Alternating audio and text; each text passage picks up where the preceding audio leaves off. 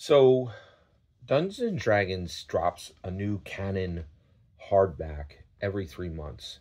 And these D&D canon hardbacks really change Dungeons and Dragons forever in ways that are not seen on any OSR or any indie game. And the OSRs and the indies continue to just massively complain. But this is why. So today we're going to talk about three central locations that are called out in Mackenzie DeArmas's absolutely brilliant D&D deck of many things. And you're looking at three cards from that deck of many things: the Temple, the Mine, and the Bridge. And these are locations that have been called forward, specifically selected by Mackenzie DeArmas to really kind of highlight what is Dungeons and Dragons. And oh yeah, so we're talking about the deck of many things. We're talking about three specific central locations that are in the deck of many things for a very specific reason that in my humble opinion, I believe Mackenzie DeArmas put them here to explain Dungeons and Dragons through the deck of many things. The Dungeons and Dragons is the most complicated, most culturally impacting, societally impacting, individually impacting intellectual property on the planet. Nothing like D&D exists. It is truly an amalgamation of literature, art, and reflection that is unequaled in any product in the world. It is truly astounding what has been accomplished on Dungeons and Dragons when it was initiated, and then when it, by Gary Gygax, then carried forward by Gary Gygax, the king of D&D, then carried forward by Lorraine Williams, the queen of D&D, and then carried forward since from key designers, right? And Mackenzie DeArmas is probably the most influential designer right now on Dungeons and Dragons. So let's talk about these locations and what they teach us about Dungeons and Dragons. So you're looking at the Temple, you're looking at the Mine, and you're looking at the Bridge, right?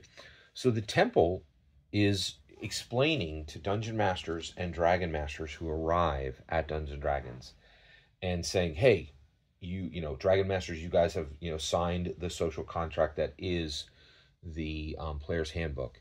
And what we need you to know is that Dungeons and Dragons, you're going to do self-reflection. You're going to reflect on humanity, the other Dragon Masters around you. And this is going to be, we're going to ask you questions personally about your intellect, about your emotions, and about your spirituality. Dungeons and Dragons is fundamentally an exploration of spirituality. It was meant to be that by Gary Gygax, who was exploring his own spirituality throughout his life, right? But not in the Muggle way. You're a wizard, Harry. We don't, Dungeon Masters and Dragon Masters don't interact with the world in a normal human way. We interact through Manifold Sentience. We have multiple identities. We are second path humans and are really fundamentally looking in a different way. And that's why the Temple is here. Next is the Mine, okay?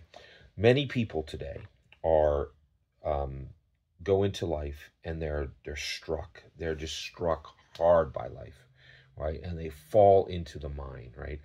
And then, oh, what do I do? I don't, I'm sad. Oh, what do I do? I'm confused. Oh, what did I do? I'm a victim, right? And the Muggles of the world don't have any way to process this, right?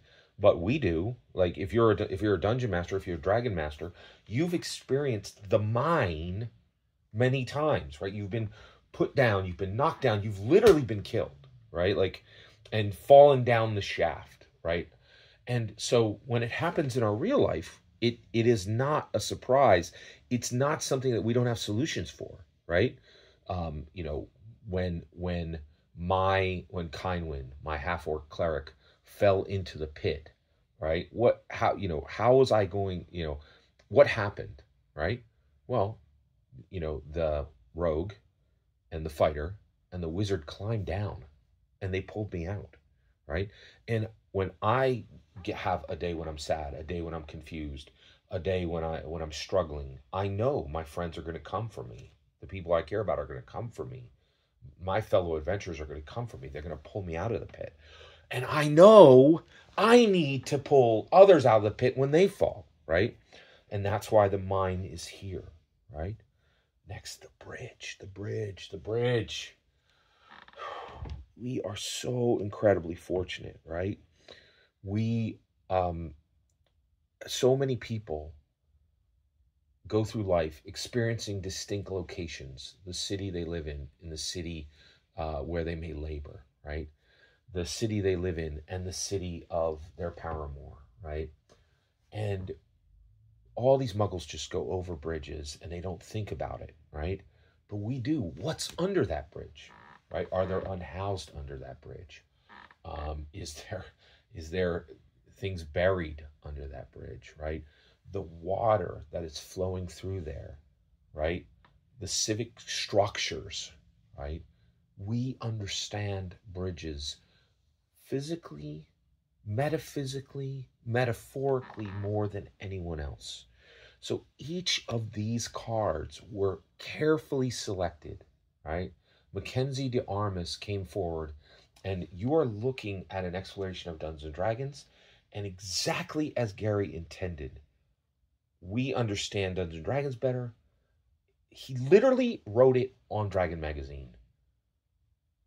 Beyond understanding the dungeon and beyond, right? Mastering the dungeon and beyond, right? These are here to help us understand our lives better. This is how we improve. This is how we transform. This is how we secure, right? It is truly incredible. And Mackenzie Armas' work on this is phenomenal. Thank you for letting me share my thoughts on the unprecedented canon vessel of the Deck of Many Things. It is a privilege to share this with you. Every single word you just heard is my humble opinion. What's important is when I hear your humble opinion. When you get in the comments and send your traffic, have a fetch millennium.